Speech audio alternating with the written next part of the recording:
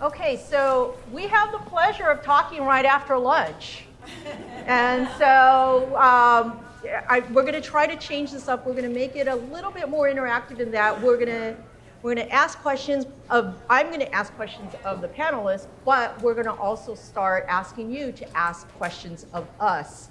And so after each question, I'm going to open it up to each of you, any of you who may have questions for the panelists so that we can engage in a dialogue. So if you have questions that come up as they're describing what they're doing at their companies, feel free to be ready with your questions. And what I may actually do to even change it around too is because of just the way this format is, I may actually choose to walk around a little bit, and so I know that our cameraman is probably going to hate me, but I'm giving you fair warning right now that do not be surprised if all of a sudden I'm walking in between the groups of people here. So I have the pleasure of moderating this panel on, it's taken a little bit of a change of name, but before we originally, I'll confess, before I walked in, it was actually going to be more broadly around intersections around diverse Asian and Asian Pacific American talent. But we realized that a lot of the initiatives that our panelists here have are focused around Asian women or just more broadly around gender. But with the addition of Carla, she also mentioned that Wells Fargo has broader kind of initiatives in terms of really powering Asian Pacific American talent. So even though we're talking about primarily women, we're going to throw in some more broader kind of themes around the intersections of APA talent. So for the guys out there, you're also going to be included in this conversation, okay?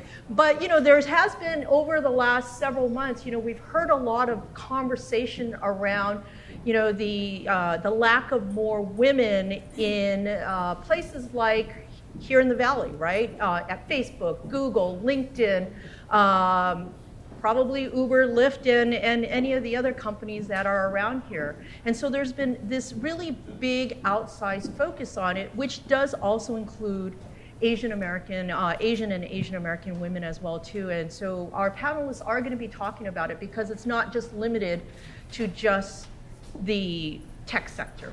We have a representative here from Colgate-Palmolive, as well as also from Wells Fargo Bank as well too. But with that, I think there's this idea that a tide lifts all boats, and so as there's been this focus on Asian American women as well too, I think, or actually I take that back, as there has been this focus on women, I think there's also been a focus on increasing diversity more broadly as well too, and I think we can see some of the fruits of some of that. So what I'm going to do is I've actually prepared questions for each of our panelists here, and I've asked each of them to talk a little bit about some of the things that that they're doing at their companies. And because we only have an hour, what we have decided to do is forego a lot of the here's who I am, this is what I do. You have their bios in the books, and we're going to jump right into the questions. So I'm going to actually start with a question to Shie, who is with Google. And I think, given that this is the West Coast Diversity Leadership Forum, I don't want to get into the gender part yet, but I want to just ask a question more broadly about, from your perspective, and especially because you came from Japan, what are some of the differences in style that you see in Google, both organizationally from a culture perspective and also in terms of the style or just how things get done between the West Coast and Asia? Very interesting and difficult question. So, as you can probably tell from my name, I'm Japanese, Shie Lundberg. I started my career in Google almost 3.5 years ago in Tokyo office. So I was working in the Bay Area for 10 years, and Google shipped me to Tokyo. And I was managing Asia Pacific group there. And then I came back in this spring to manage a global org. So from my personal experience, well, first of all, I think Google has very strong corporate culture. And that's kind of makes lots of difference between Google and possibly other companies, especially like in Japan. It's very inclusive, very flat, very flexible, open, and all that applies both to Japan or APAC office and also West Coast. But what I was a little surprised when I came back to Mountain View, I mean, it's a big company. It's a headquarter of big company, and it has some headquarter culture. And what I found is in APAC, I think it's more local culture thing, but people are very diligent, humble. They don't necessarily like raise your hand and ask questions, and you guys are exceptions, but and also they don't necessarily try to be in front line and talk, right? But that's necessary, a lot more necessary, I think, here to be heard, right? Like to get your point across. And so I have global team, and my team have like 3-digit number, and I have 30 plus nationalities in my team, and I'm always like finding myself to encourage more Asian American audience that, okay, come and sit in the front of the table, like you have to speak. I'm gonna ask questions to you. And I think it's the right thing to do, because I'm trying to even out their presence and visibility. And on the other hand, I think what we can do, like as Asian or Asian Americans, is we should be a little more intentional about how we appear, right? Because we all carry our culture from like, China, Korea, Indonesia, Japan. We all have like this very deep respectful culture, and that I want my team to be, carrying, and that's the diversity I want my team to have. However, you have to also be intentional. How are you are appearing? Is your intention getting across? So that's the thing that I was a little surprised, and also I'm trying to encourage to blend everyone in so that they have fair opportunities. Okay, great. And I'll come back to you on the intention part, but I'm going to actually ask a question of Eugene, because Eugene, you're from the East Coast, and so as I asked Shie about the difference between the West Coast and Asia, I know that you manage a global, group of folks doing things around the world. So what are some of the differences that you've noticed in Colgate in terms of the organizational culture and style between the East Coast and Asia? Great question. It's almost, you asked this question of us a couple of days ago, and new things continue to pop into your head. We have a population of employees of 38,000 or so globally, and this may surprise you, but Colgate-Palmolive, based out of New York, really only has between 5,000 and 5,500 employees in the US totally. And so there is a very, very distinct culture at Colgate, very much like what she said, and it's around caring, continuous improvement, and global teamwork. So with all that said, we still have a New York culture within the headquarters. And what we like to tell people as we develop our talent around the world is that at some point you have to pass through New York for an assignment or what have you. The challenge that we have faced ourselves with or addressed is we don't necessarily want people to assume the personality of New Yorkers.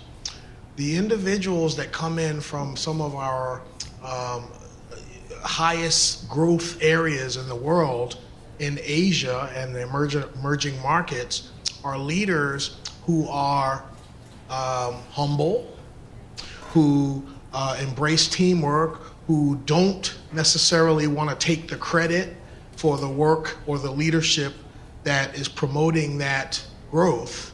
And that's okay. And we have to challenge ourselves to say, it's not the right answer to say you're too quiet. Because I'm going to tell you something, that person who's too quiet, that woman who supposedly is too quiet, has the highest growth numbers in the company. So she's not too quiet. She's doing it in a manner that we should probably be learning from in our headquarters. So there is a distinct difference, but I think what we sometimes have to do in our companies doesn't happen overnight, but we have to look at their performance versus their persona. And the performance is not necessarily driven by the persona, although in the New York region or headquarters, the people with the loudest voices seem to be the people who are the most successful. But I remember at the end of the day, as being a leader, those individuals who have the loudest voices throughout their careers probably had people who had not the loudest voices, but who were significantly more fluent with the numbers and how to do business and the business approaches. So they had those folks behind them, right? So again, it's a matter of getting your company to understand and appreciate performance versus persona, and trying to make sure that you appreciate the qualities of people who have who are team driven, who have humility, who don't necessarily want to be out front publicly, but who are out front from a performance standpoint. So, you know, that's what we face, and we've had to correct ourselves and say this is important. And I'm going to come back to you about and dive a little deeper on that, but I want to ask Carla, who is from Wells Fargo. Wells Fargo, I know, is predominantly a domestic company. I know you have operations overseas as well, too, in Asia and other parts of the world. But you have offices, operations all across the country, West Coast, East Coast, South, Midwest. What can you tell us in terms of the work that you've done with senior Asian American leaders?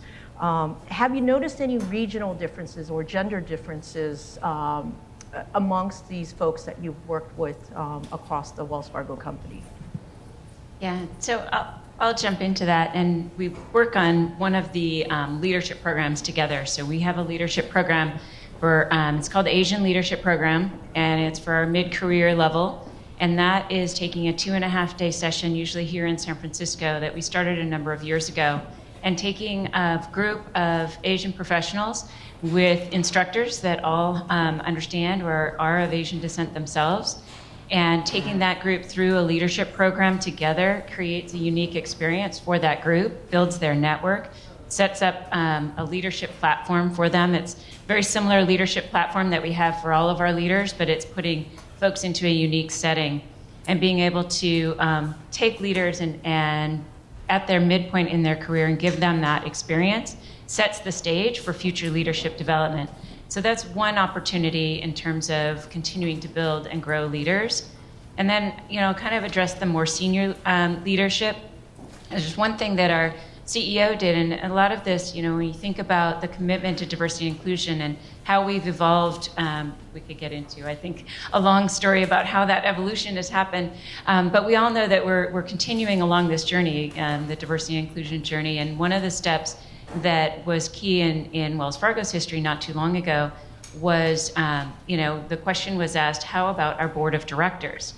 Where's the diversity on our board of directors? And our CEO only hires 1 or 2 people, and not all that often. And so his response was, I don't do a lot of the hiring, but I can control who's on the board of directors. So he made a point to make that change. It's now 40% women and 33% diverse.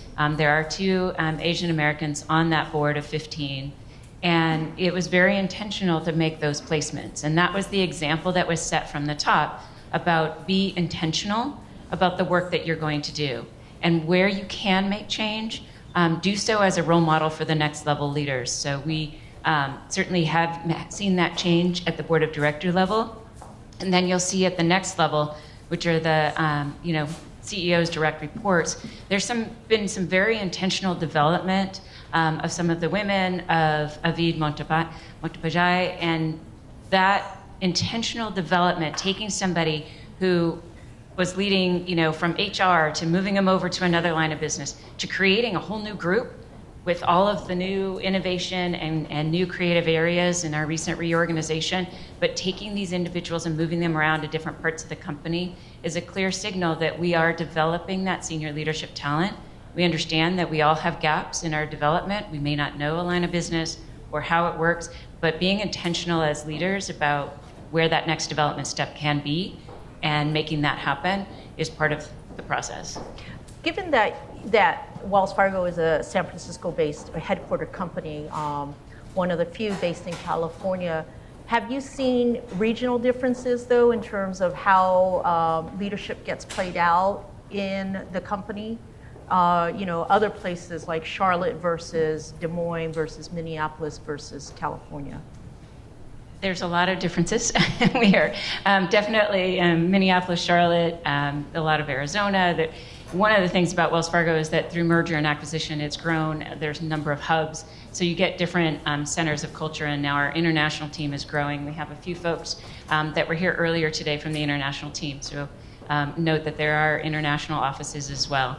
And yes, there's very much differences. And one of the things that Wells Fargo, again, has been more intentional about is we understand there's differences across the company, and certainly as we merge with other companies. But what we're going to do is we're going to set a core and common language around diversity and inclusion, and everybody's going to take that. So there's a 90-minute course when within 60 days of coming into the company, you get that 90-minute course of what's our core and common language around diversity and inclusion. What do we talk about in terms of different dimensions of diversity? So we're not just aware of one dimension, but we're aware of others.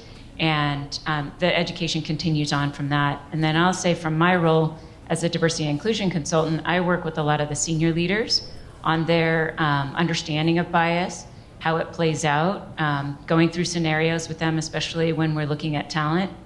And then also being very aware of the different diversity styles so that you can speak to people being quiet. And it's come up a number of times today, and I've just been wanting to say, we've been doing so much with the TED Talk. If you've ever seen the TED Talk around quiet, it's talking about the value of introverts, and it's about teaching the whole management team the value of introverts, and not just waiting for the individual who may prefer to be, as an introvert, prefer to be quiet and asked questions in a one-on-one setting versus a group setting. Managers need to learn that. Managers also have a responsibility to learn the different styles of their team, and that's a key piece as well, as teaching about those styles. Eugene, maybe you could talk a little bit more about what you're doing, because you alluded to that in terms of really honoring the styles and not forcing people to adopt the New York style. Tell us more about that. And Carla, you make such an amazing point that we mustn't lose here. As part of your culture, you need to have, gates and checkpoints that go on throughout a person's career, and whether it's the year or different periods, where 90 days in, we have people take valuing Colgate people. It talks about what the Colgate culture is, how we expect you to behave in that culture, right? How you are to conduct yourself with your colleagues and with the customers, et cetera, right? And that there's a big stream of diversity metric in there.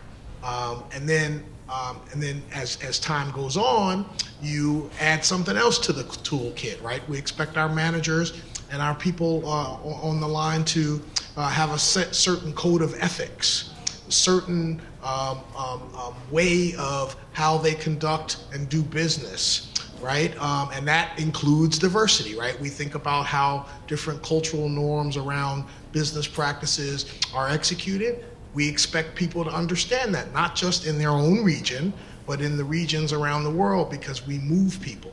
Then we look at how decisions are being made, right? There is unconscious bias, unintended bias in every single one of us.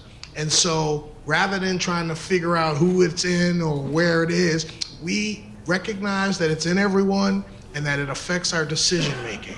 And so what we try to do is not necessarily eliminate that bias or what have you, but to be aware of it such that you are not allowing it to have implications on key decision making times, right? Talent decisions, hiring decisions, succession decisions, how you rate someone. People don't realize that bias comes in when you do performance reviews if you're not careful. So what we do is we just kind of say, this stuff is our culture. We put it in front of people, and here's how we expect you as a Colgate person to behave. So I think that it's just all cultural, that you have to just kind of drive it slowly and methodically into people. I know we have a question, but I'm going to ask Shie real quick. A question you mentioned about being intentional about how you present yourself.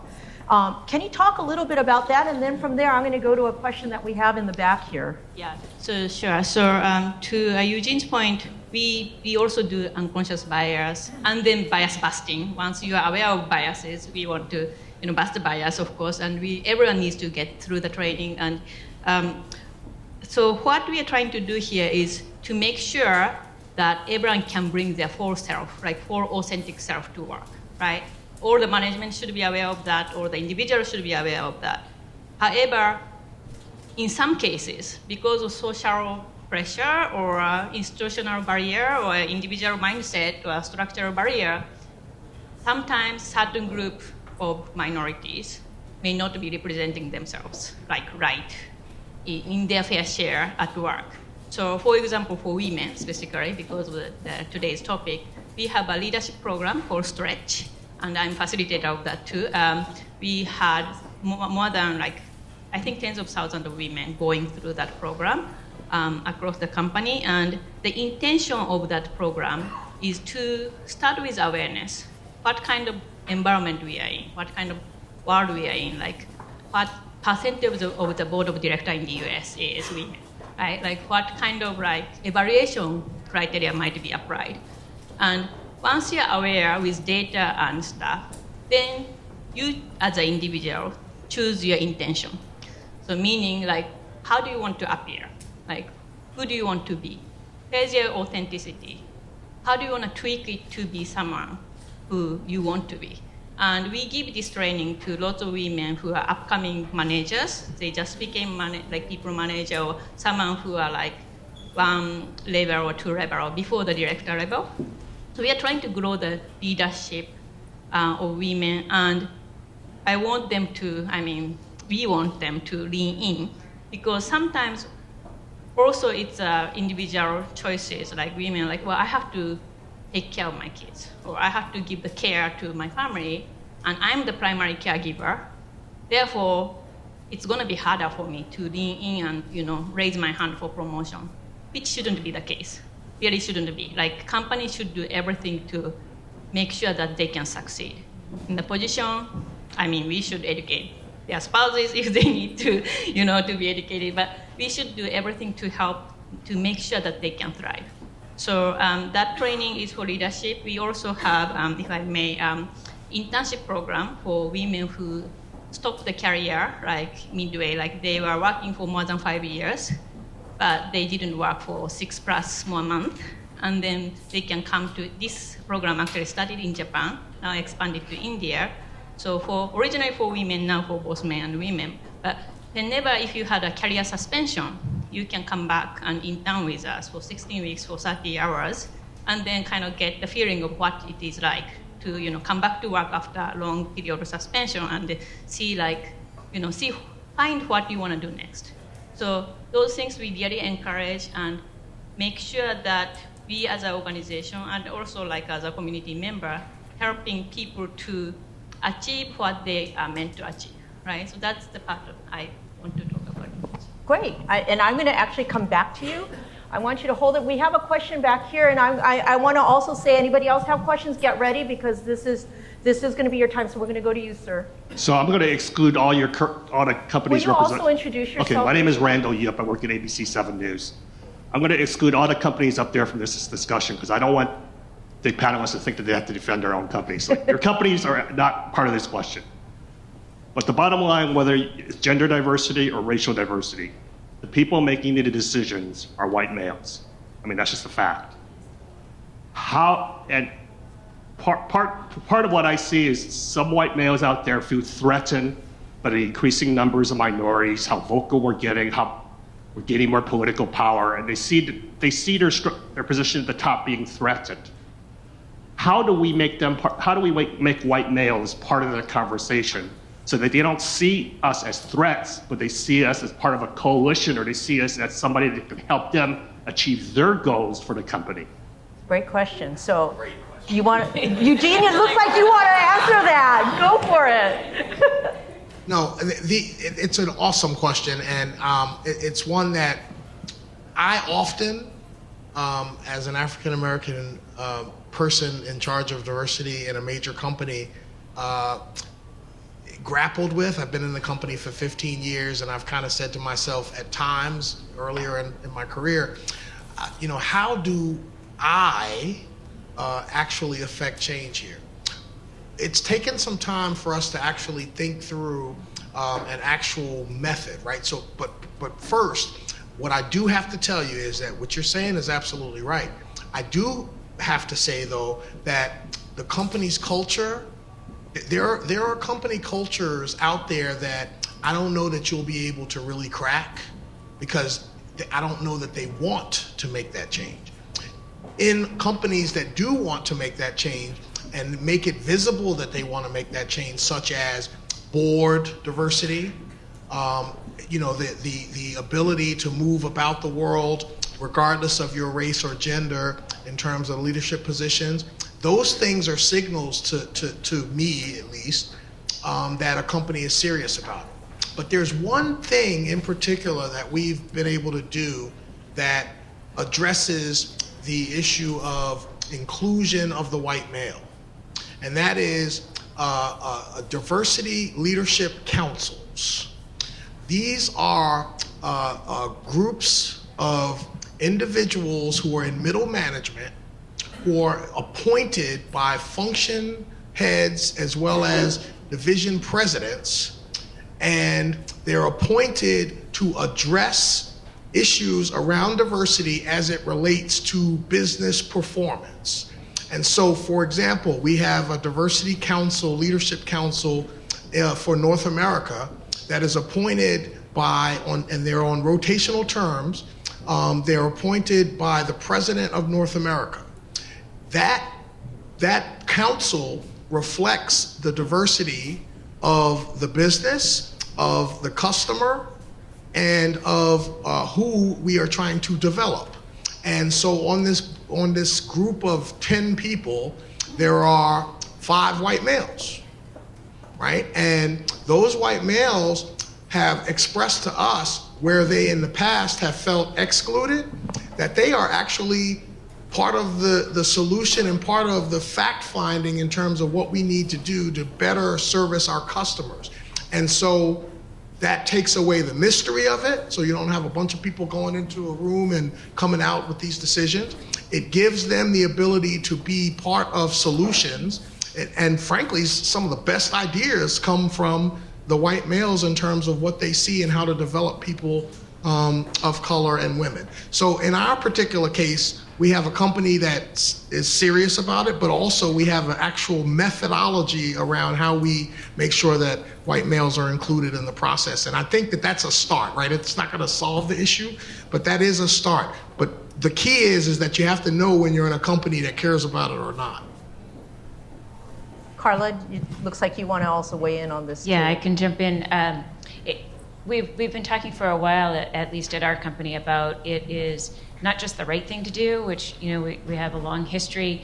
If you go back into Wells Fargo's handbook, 1888 handbook for team members, it talks about proper respect be shown to all, be they black or white, men or women, young or old. These are also our customers. So back in 1888, the team member handbook was talking about how important it was to continue to be diverse and respect diversity. I would take that into the modern age, and it's definitely about that business case. The business case for talent is so huge, especially in this area. You talked about differences.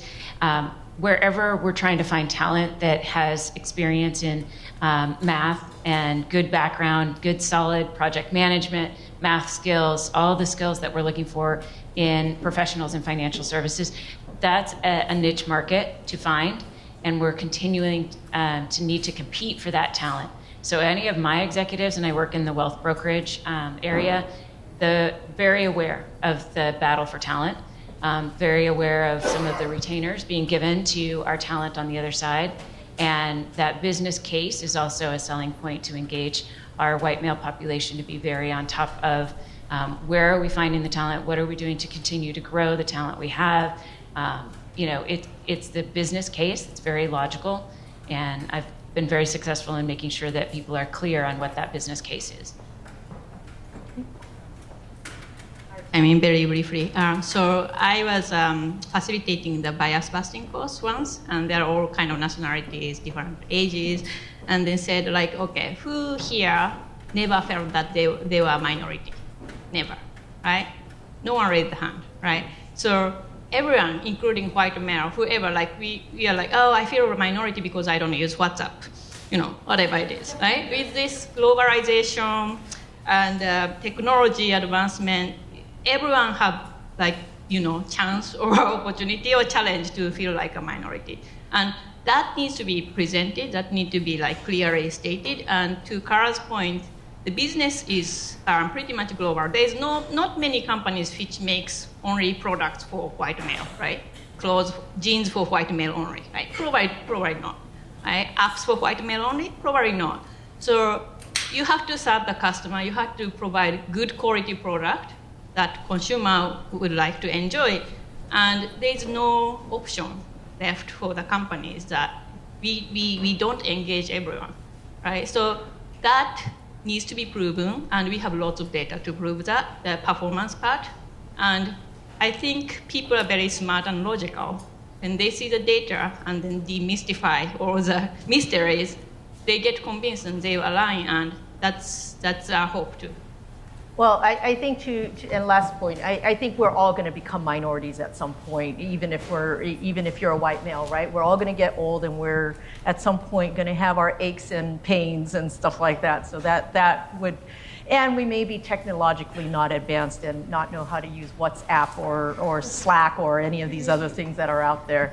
We have another question here. Let's hear from you. And again, I want to keep encouraging all of you. If you have a question, please let me know. We want to hear from you and have a conversation.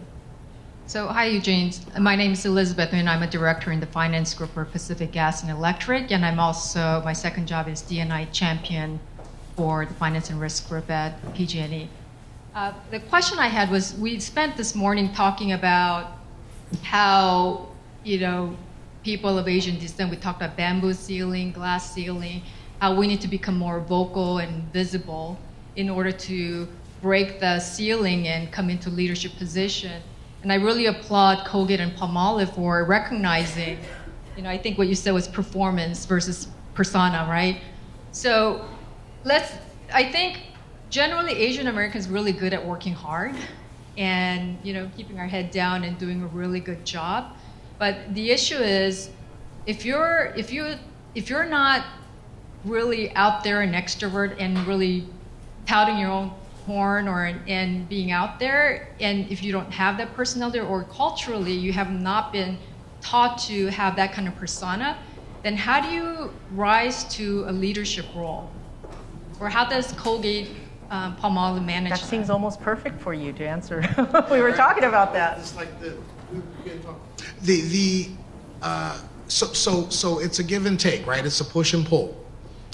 While we are encouraging our company to appreciate the traits and the personality and leadership qualities of Asian Americans or Asians in general, we also have to implore to them that there are certain things that, as business leaders dealing with other cultures, that they have to try to meet us halfway on, right? And so a great example is we've had a number of our folks from India and now China who have come up through the ranks, and one woman in particular, she is from India, and she's been with the company over 15 years, and very pleasant, very not super outgoing, but she's outgoing enough and she delivers exceptional numbers and has delivered exceptional numbers. So we've taken her through New York, we've done a bunch of things, and we've basically encouraged her to focus on certain leadership qualities, not to have hers overhauled, but to be able to flex those and employ those when necessary. And we're proud to say that she's ascended to president of Europe. And prior to this position, she was the president of Africa, Middle East. Now, think about that. And a woman from India is the president of Africa, Middle East business for Colgate. Okay, and so she, I guess, would never have imagined that. But we as a company, had the trust to say, she's good. So let's put her there. And then, if those individuals who don't like it challenge the business savvy of her, she will handle it. Okay, and so there's a level of trust too. So it doesn't work for everyone, right? Just like nothing works for everyone, but you also have to say to your talent, here are some things that we feel that you can work on and we'll help you with it. And we don't need you to be a different type of manager. We just need you to be able to understand when to flex certain qualities or leadership imperatives. And we make sure that we handle the other side, right? The people who are rejecting her as a leader, we obviously have to address that. So that's the support that you give. So there's no single answer. It's individual, that you have to deal with it accordingly. But the key is that you have to know who your talent is, and you have to have a one-on-one relationship with them so that you can develop the things that you know are going to augment their financial or business acumen. Did I answer your question? Do we have any other Did questions? I answer your question? I think that works like Colgate-Palmolive because there's a recognition. Sure. Yeah.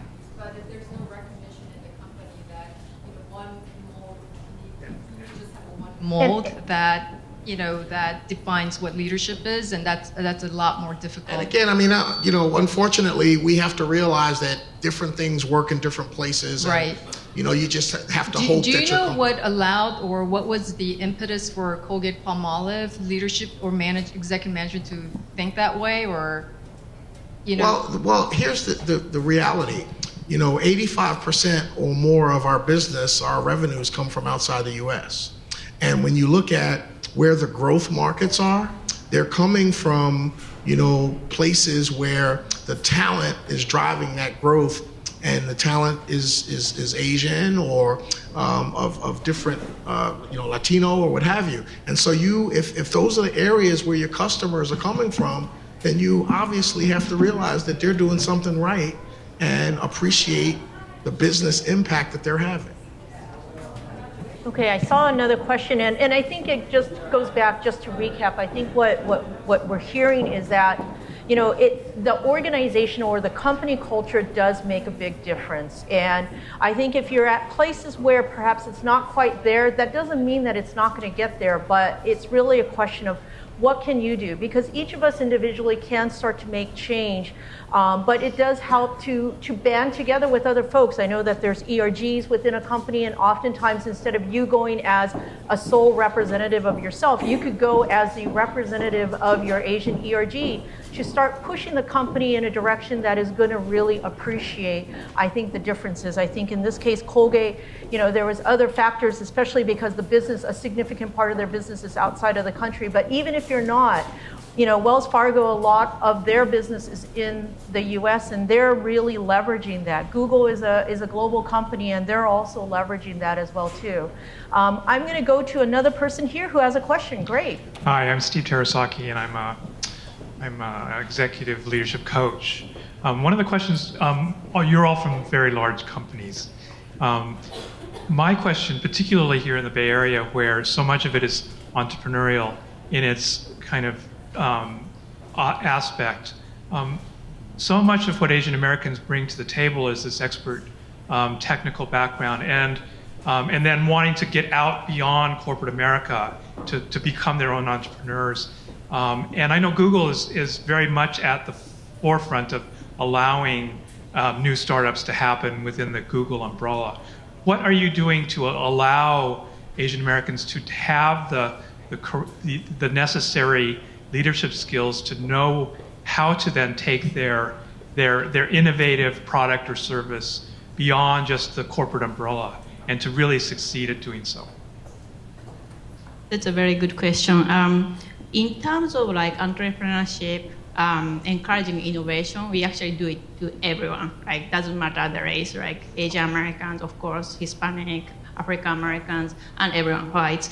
And there are lots of programs that we actually tie up with Stanford's D school, and we learn how to like materialize your ideas, because we have lots of good ideas and good technology to back it up. But how do you prototype? Because we believe in that many iterations you do, you actually get closer to the success. And even the sales team do that, right? Because we want everyone to think innovatively, creatively, and understand what it takes to create the service or a product. So with that, we do that. In terms of Asian American support, so I recently, I was one of the founding member of the employee resource groups. We have lots of employee resource groups, like, for example, SAGE group for African American has a long history, and there's a LGBT group, and we recently formed the East Asian American or East Asian immigrant group, trying to help each other, because we recognize, okay, well, are we a little too shy, or are we appearing too shy? And maybe not, and we totally value the authenticity everyone brings, but when you look at your team, not necessarily the entire organization, but your team, lots of leadership positions are not necessarily taken by Asian American. And why is that? Because when we hire, like, there are lots of Asian Americans. So is there anything we can do to help each other? We don't have like cohesive club or anything. Like in earlier panel, like in the morning, there was like cooking or like, the food, like interest is common. But we don't necessarily bond with this Asian, like vertical or horizontal. And we decided to be intentional about it, because we know that we can, as a group, with Chinese, Korean, Indonesian, Japanese, Indian is in different group, by the way, but we can help each other, we can learn from each other, and we are doing Toastmasters, we are sharing the events. I'm gonna share about this event later in that group too. I think we can do a lot by learning from each other, and the hope is in that we learn how to raise up authentic, like in the very authentic way that's true to yourself. So that's the intent. Carla, I want to ask you, kind of build upon that. You had mentioned earlier about you have programs for the mid-career and the senior levels, but when we were talking earlier, you mentioned that Wells Fargo's approach to helping APAs break through the barriers and advance as diverse talent. You had also a focus on ERGs, and so there's a multi-level kind of look at helping your diverse talent advance. Can you talk a little bit more about that? Sure, I can talk a little bit about some of the executive coaching that we've done specifically with our diverse talent. And we have taken that approach to help people. Normally they would be one step down from where we would offer executive coaching. Usually we do executive coaching when somebody moves into a position and gets a bigger, larger role, and they need 6 to 9 month transition time to help understand that role. And we've taken with some of our diverse talent to offer that direct coaching, 6 to 9 month sessions with individuals before they jump in. To help them move up to that and be ready. So that's one readiness step that the company has taken. And then, if you think about the different levels, it depends on where you are in your career. If you're just starting your career, I've heard various things, and I know over the team member networks, I happen to be very passionate about the team member networks. I was an enterprise president for ours within Wells Fargo. And they are evolving. So maybe in the past they were just for social, I would say, call that more networking now. But there is a huge focus on the development. And I happen to be a mentor with our Asian Connection president, and that's what we talk a lot about. We talk about how do we help him develop his leadership team and their development skills, and then how do we build a systematic program so that when you join a team member network, you're also getting leadership training at the chapter level, at the enterprise level, either way. That is the next step for where the team member networks, that we call them team member networks, not employee resource groups, all one and the same. But they are really a great avenue. We all understand that we can learn only so much from books. The rest we can learn from experiences and from our peers. And if you look at that, those three areas, about 70% you're usually learning from experiences. So team member networks are one way to gain experience. How do you lead a group? How do you set a budget? How do you plan an event and get senior leaders to attend and maybe even fund it? All of those things are influence skills, great skills to learn through our team member networks. Then I talked about the Diverse Leader Program, the Asian Leadership Program, kind of at the next level, and we've had great success with that program in terms of contributing to retention of team members and in a 2-year period, their promotion rates. Individuals who attend those programs, talk very highly of it, and they're continuing to stay with the company and get promoted. So we know there's benefits happening there at that level. And then at the more senior levels, it is more individual. So definitely in the same sense with you, it becomes much more individual. We have taken the step through the talent planning process to require that individuals have a development plan. And this is the step where I would call out to all of you in the audience. A development plan, we get back and forth of like, oh gosh, okay, one more task. One more thing I need to do around performance redesign. Now my manager's asking me for a development plan. What do I put? We created a whole website to work on that. But really take the development plan as an opportunity. You may not be raising your hand in every meeting. You may not be saying all that you want to do. But if your manager has no idea that you want to do a management position in the future, or you want a new project because you're getting kind of bored. I also do exit interviews of senior leaders, and like, well, I was getting kind of bored. I didn't feel challenged at work. Well, did you tell anybody? No, we never got around to that.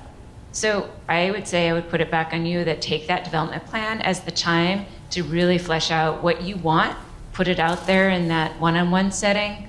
It may not come exactly through your manager, but it's part of putting it out in the world, and you want it, so they might be able to find the other person that can help you get it, even if your direct manager can't be that one.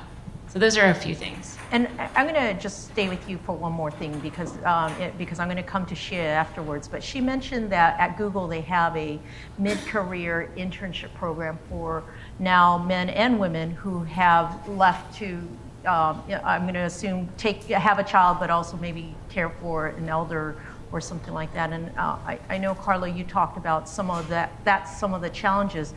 For a lot of Asian Americans, family is really critically important. And so can you talk a little bit more about that? And what are you doing to help, alleviate some of those challenges from a Wells Fargo perspective? Yeah, that gets really into driving the business. So when you think about some of the roles that you all have, there's only so many positions up.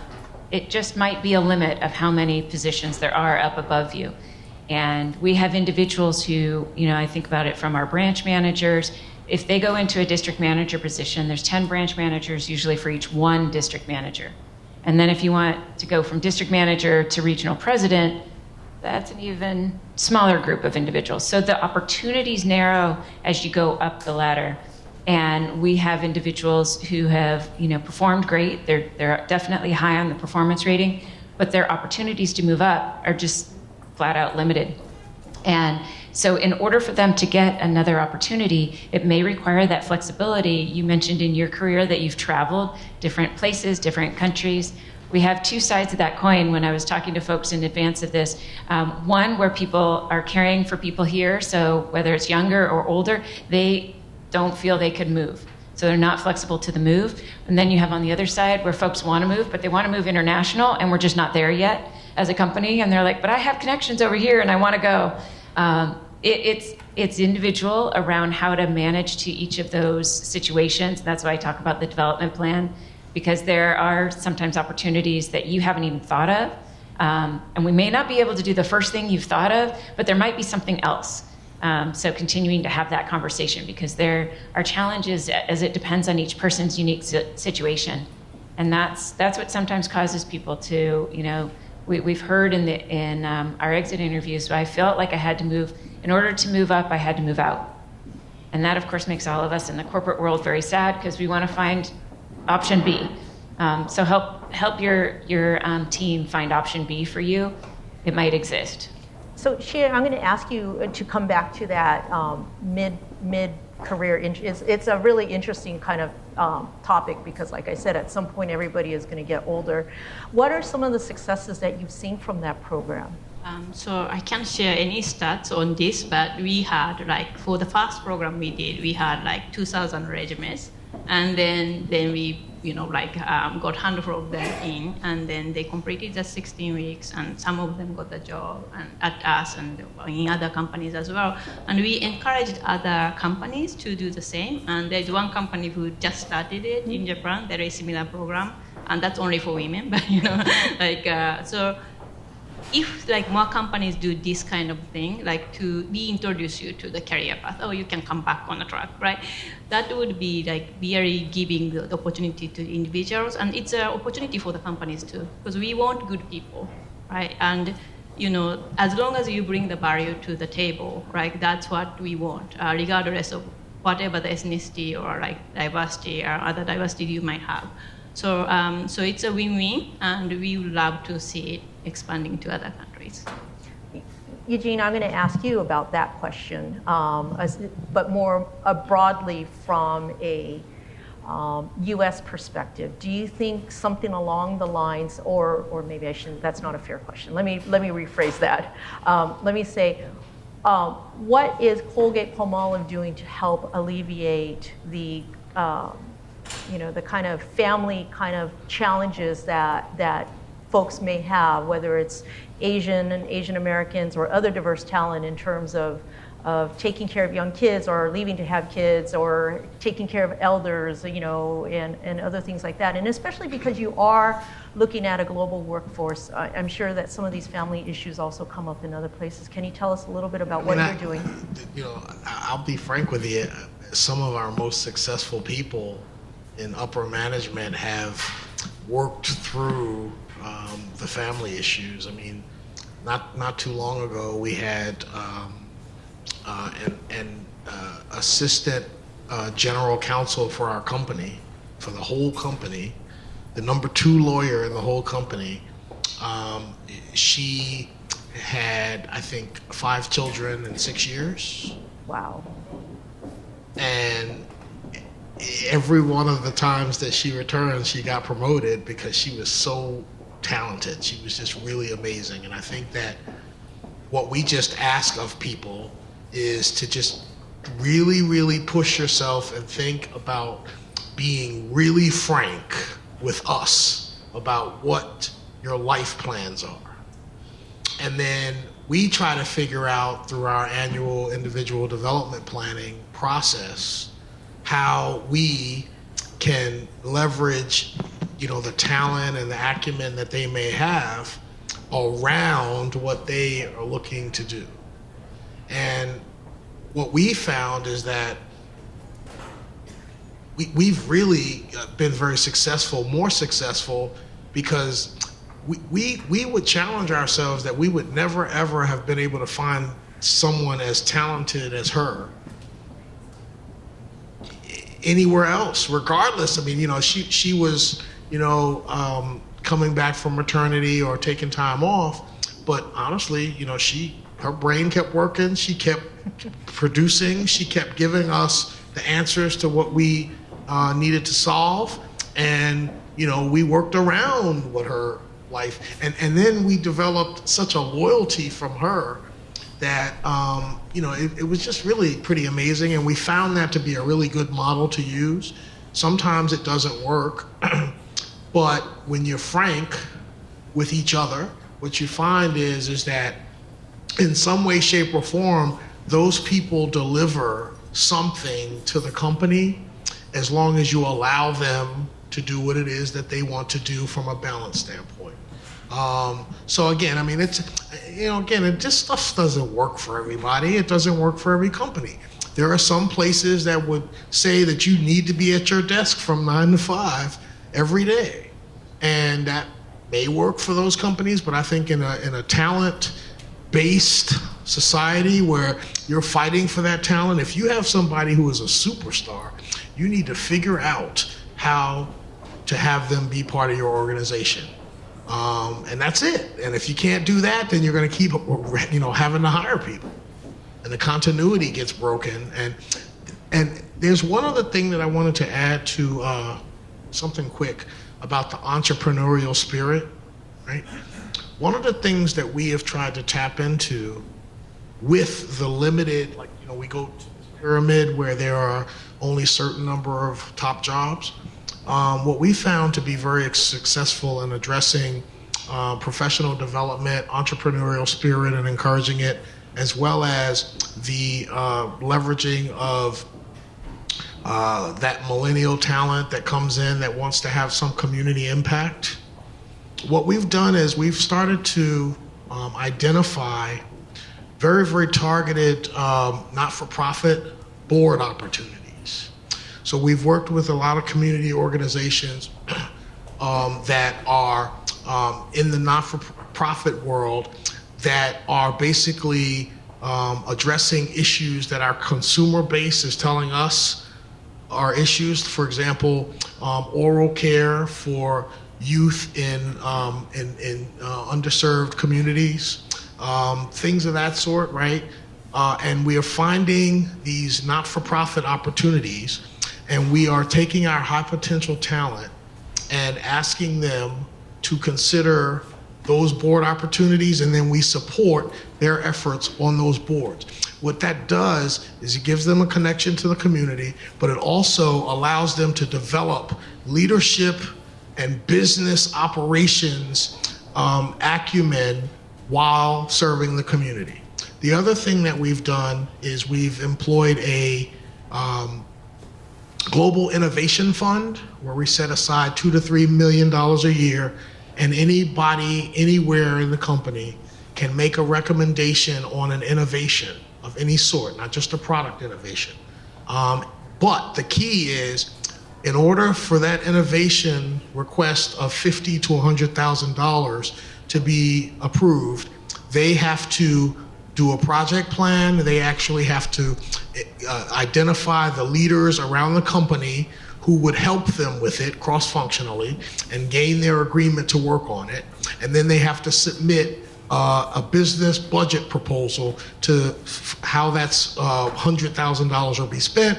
And then when we approve it, if we approve it, they have to execute it. So it's not a suggestion box, it's a actual project plan and recommendation for execution. And we've gotten some of our greatest innovations in the last 5 to 10 years from it. And they get the credit, and this is what helps grow them as entrepreneurs, but within the framework of our company so that we don't lose the talent. All right, so I'm getting the hook. So just a couple things. One, we've had a wide-ranging conversation around, what companies are doing to drive diverse talent and help break those barriers. So we heard from Google, Colgate-Palmolive, and Wells Fargo, ranging from a couple key points I would take away. One is around organizational culture really does matter, and you need a company culture that really does value driving that diversity and leveraging that talent, both from a promotion, not only from a promotion point of view and a retention point of view, but from a market point of view, and really being able to capture that market. I think that's one thing. I think that there was some other things that I took away is performance versus persona. I think that I'm going to be using that quite a bit. And I think that having that openness to really leveraging those styles so that it's really looking at the performance of the folks that are your talent. And so it's not just about the persona, this outsized kind of personality, so you can be your full self.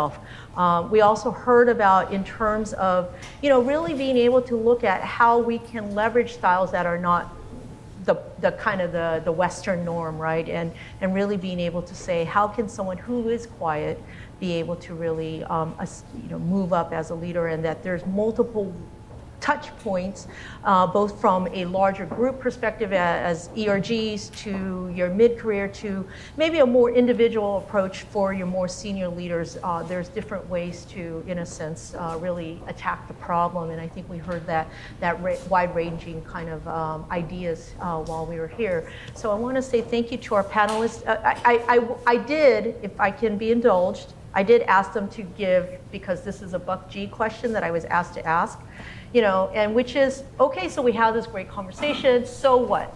So I asked them to, before we leave, to just give one piece of advice, some takeaway for all of you, that they would give to each of you. So Shie, I'm going to start with you. So awareness is great, intention is important, but what matters is action. So what I think is, I can't emphasize enough about importance of inclusion, because that's the future, right? That's the young generation. That's what we can leave to the people up and coming, and we are all responsible to make it, make it a norm. I feel responsible. And I know you guys are so intentional about all these things because you are here. So please take one action, maybe talk to your neighbor and connect. Meet with them for coffee, but take one action. Think about action you can do to make a change, and then act on it. Okay, thank you, Eugene. So this is one that's very personal for me. I have learned a great deal from my time in working with Asian American and Asian people in our organization. And what I've learned is humility. And I take very seriously, and I ask you to do so too. Everyone in this room has, there's a reason you're in this room, and you are talented and someone who is being developed. And when someone or somebody or thing asks of you, please do not look at it as a burden, because we're all busy. Please look at it as an honor, because they're asking, people don't ask of you if they feel you have no value. Okay?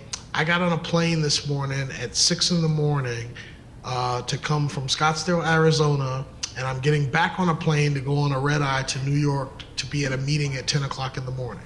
And why did I do that? Because I'm absolutely honored that people in this room would want to hear from me. Please take that very, very seriously, because you're doing this work so that you can become someone who is a thought leader. Do not take it lightly when someone asks for your thoughts. Okay, Carla? Awesome. And I'll play off of that. Be willing to reinvent yourself. So you're being asked to do something. You might be asked or tapped or nudged to take on a role that's completely out of your comfort zone. And I can talk to so many of the executives who are currently with our company where they have taken that leap into something they were uncomfortable with, whether it's another line of business or just gone to another region or whatever the work was. So be willing to reinvent yourself. Some of our most senior leaders have done that more than once. And that's what I would take away from this, is just be willing to jump into that, something that's new, that's uncomfortable, reinvent yourself, and then get to your point where people are calling on your opinion, because you'll get there. Trust in yourself. All right, great. Well, thank you very much, and thank you to all of you for your questions. So